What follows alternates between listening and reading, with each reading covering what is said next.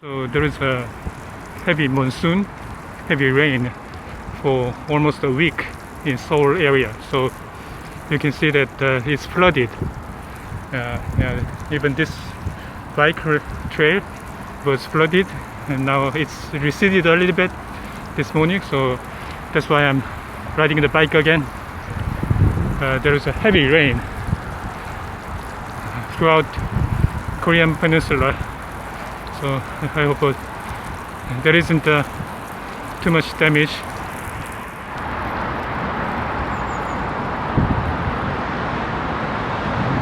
Look at that. Even the trees are flooded. It's completely flooded.